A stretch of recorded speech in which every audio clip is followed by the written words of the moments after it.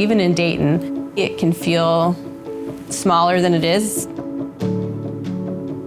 But there's something to what can be done in a mid-sized city, and it's just small enough that people will kind of learn to work together and see one another over and over again, but it's big enough that we have enough resources to be able to pull some of the things off. It kind of became evident that what we have here is a little bit more community.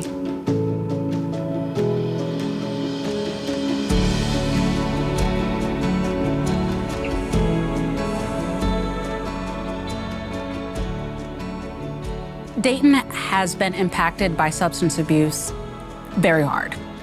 It has played a very negative impact in the community in regards to the families that we serve. We've seen an increase in homelessness, we've seen an increase in crimes, we've seen increases in deaths. This community, literally experienced trauma, right, from the opioid epidemic. Granted, communities all across the country have, right, but we're known as ground zero. So we had the most fatal overdoses per capita in 2017. That literally forced everybody to come to the table and say, we have to have solutions, we have to work together. In about 2012 is when the issue of opioids in Dayton, Ohio really began to take hold, and we saw a lot of loss of life. And that really kind of began our journey into the issue of what we're going to do about the issue of opioids in Dayton, Ohio. The Dayton Police Department worked hand in hand with the East End Community Center. We began a program called Conversations for Change. We also began a program about a year later called Get Recovery Options Working, which is GROW. Our goal initially was to follow up within 72 hours of an overdose and try to provide those people with services. And ultimately, that program has actually grown outside of Dayton, Ohio to Montgomery County. GROW actually grew because we finally had treatment providers that were stepping up and wanting to come and participate in GROW so they could get people into treatment.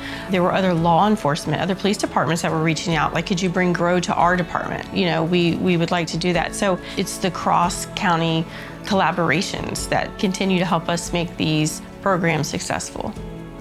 Over the years, I feel like it's meant a lot of different things. I remember in the beginning, we would knock on doors, we would talk to people, we would leave bags, and sometimes it just felt like, is there a reason we're doing this, especially in the beginning?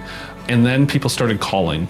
That's the important thing. We're trying to get the resources out there. We might not be able to talk to them when they're ready, but we're getting the resources out there to them, to a loved one, to a friend, so they know where to go when they decide they want help. The police department and fire department collaboration is such a natural thing. And we work together so well on so many other incidents day in and day out anyway. And so taking it to that next level through the GROW program has really been a recipe for success. Dayton is the gem city. Gems do not grow in trees. Gems are found in the dirt. And it took a lot of hard work, sweat, blood, and tears of the community coming together in order for us to find the gem of what Dayton is. Without our partners, we would not be able to have a family treatment court. Each of the different partners provide a very fundamental piece to how parents are able to be the parents that we know that they can be. Just substance abuse has stood in their way. Several of our participants not only have graduated high school, obtained associates, but they've also obtained their CDCAs and are working to become licensed peer supporters. So it's all of those pieces together is what makes our program unique. Conversations for Change is an event for the public. We try to get people who are actively using substances, in particular opioids or fentanyl, and their family members, but anybody's welcome. We offer a free meal. We have Narcan training, Hep C and HIV testing. We have a conversation at each table with the participants. Usually there's about 6 per table, and they sit with a certified peer and they have a conversation about a topic that we choose beforehand, but the topic has to do about recovery, challenges, where they're at. Participants have a chance to meet with different providers and stakeholders, and fortunately, I think the tide is turning, and I think there's less judgment, less stigma. Our certified peers at East End, I can't even count how many people they've gotten into treatment or gotten into sober living, or gotten into an apartment, or gotten a job, or gotten their kids back. It's pretty amazing. I'm almost 6 months clean and feeling great, gaining weight, living life through clear eyes. And that's a big deal for me. Like, first time in my life since I was a child, I could actually see things clearly. Dayton, Ohio starts with the best programs. Like, they have the best situations to get you off the streets and everything. Like, there's just, if you want to really get better and really get off drugs, there is not a corner of this town that you can't go to for help. Like, it's the way it is. It wasn't that way when I was growing up, but everything has branched out so much. Like, I love it here. This is home.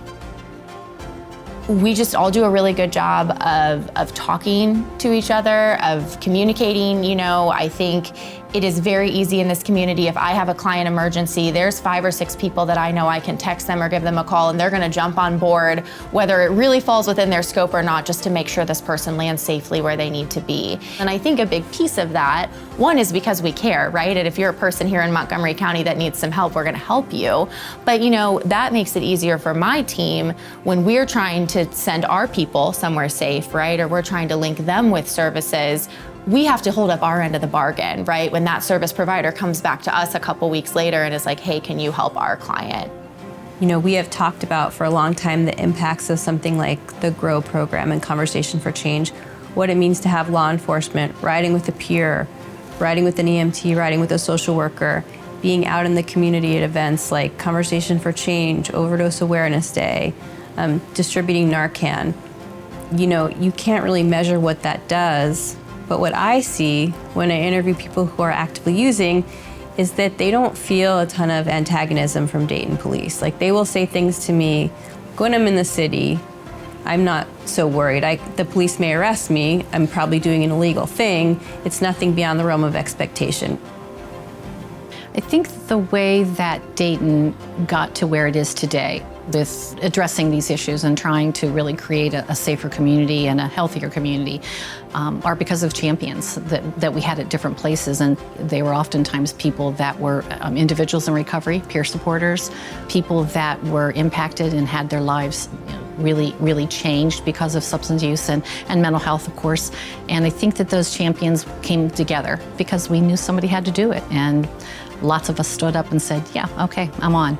Addiction and substance use disorder is not a simple disease. It's a very complex disease, and it takes a coordinated and complex effort to address it in the appropriate way to really help somebody transfer their lives from living with substance use disorder into recovery.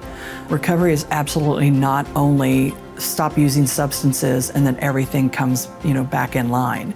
So many other parts of people's lives are touched and affected by substance use.